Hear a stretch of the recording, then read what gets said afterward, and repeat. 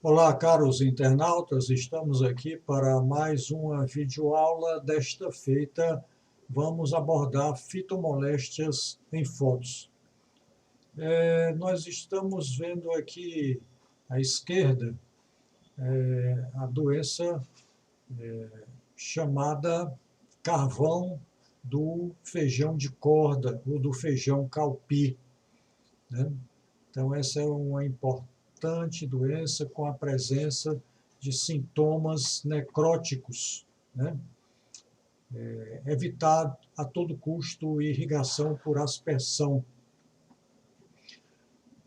Aqui a antracnose da banana. É bom lembrar que o fungo Coletótrio glosporioide, ele se encontra em estado quiescente desde a formação dos cachos, né? E na medida que ocorre algum ferimento ou a banana vai chegando ao seu estágio de amadurecimento, as condições vão ficando favoráveis para o seu desenvolvimento. Ferrugem do cafeeiro, né? Aqui nós temos ao mesmo tempo sinal e sintoma.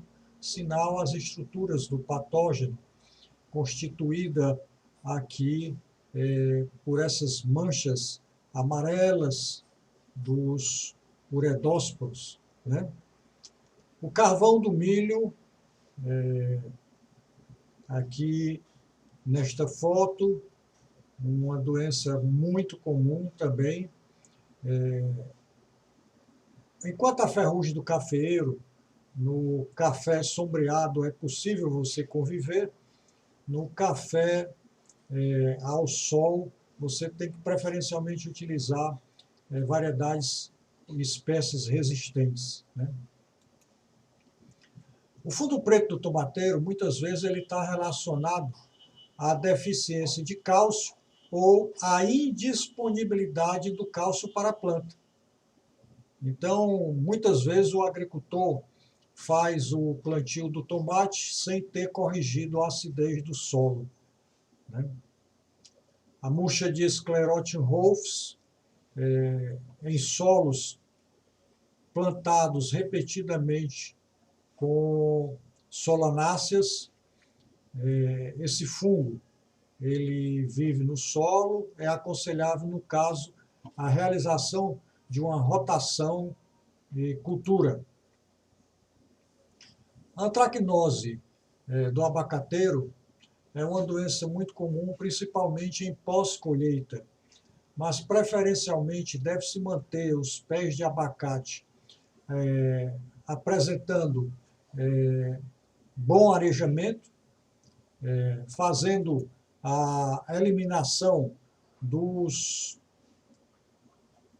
tecidos foliares, as folhas afetadas pela doença, para melhorar a situação. A mancha de alga também no abacate está ligada a plantios em áreas úmidas e também com um adensamento muito grande. A resinose, que ocorre principalmente em cajarana, siriguela, né? A produção excessiva de resina, ela está ligada a algum processo, algum distúrbio fisiológico e é uma defesa da planta. No maracujazeiro, uma doença de solo muito comum é a podridão do colo. Então, apresenta essas manchas necróticas quando você faz o corte na região do colo da planta e tende a se estender para as raízes. Então, realizar a calagem, evitar solos encharcados, né? E evitar também ferimentos, porque os ferimentos são porta de entrada para os patógenos. Nematóide das galhas no tomateiro com sintomas hiperplásticos, é aconselhável que seja realizada uma rotação de cultura, principalmente com gramíneas. Também pode ser usado nas ruas a Crotalaria spectabilis, ou então cravo de defunto, uma boa adubação orgânica para manter o equilíbrio biológico. A mancha anelar do mamoeiro, o mosaico do mamoeiro, cujo agente causal é o vírus Papaya Ring Spot Virus, né? É uma doença muito comum, aí não tem outra solução a não ser a erradicação dos plantios de mamoeiro. O amadurecimento do feijão, o Bean Golden Mosaico Vírus, também conhecido como Begomovírus, Geminivírus. As plantas detectadas logo no início, elas devem ser eliminadas, porque elas servem como fonte de inóculo. Então é tolerância zero para isso aí e também ficar de olho na incidência da mosca branca. O mofo cinzento do cajueiro está muito ligado ao período de chuvas e elevada umidade. Então, no caso dos cajueiros anão precoce, procurar sempre antes desta época fazer uma poda de limpeza.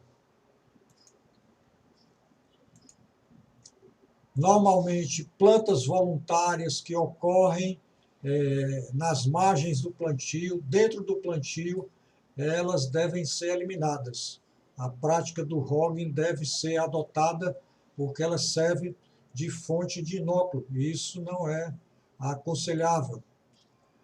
A verrugose do maracujazeiro, ela tem uma incidência muito grande quando o maracujazeiro é plantado na época das chuvas, então preferencialmente plantar nos fins de época chuvosa para tentar o escape a essa doença. A antracnose do mamoeiro ela está muito ligada à fonte de inóculo, à irrigação por aspersão, o manejo da fruta, principalmente em feiras livres e supermercado. E é uma doença muito importante porque, afetando o fruto, vai depreciá-lo para a comercialização. E isso não é muito bom. O oídio no urucum ocorre normalmente no período seco do ano, com predominância de umidade relativa abaixo de 60%. Se puder, nessa época, utilizar a irrigação por aspersão, não vai ser preciso aplicar nenhum outro tipo de agrotóxico. Nematóide das galhas em tomateiro, nós já fizemos menção a ele. A antracnose da mangueira, também os frutos do Coletótrio glossporioide se encontram em forma quiescente, podem ser beneficiados de ferimentos. A doença pode iniciar também pela inflorescência ou pelos ramos e realizar uma poda de limpeza para um melhor arejamento. Isso aí é fundamental. Novamente o oídio do urucu, que nós já fizemos menção, e antracnose aqui nas folhas do cajueiro, principalmente com clones de cajueiro anão precoce, que tem resistência, é a melhor medida a ser utilizada. Essa é a nossa aula de hoje. Agradecemos a atenção. Até a próxima.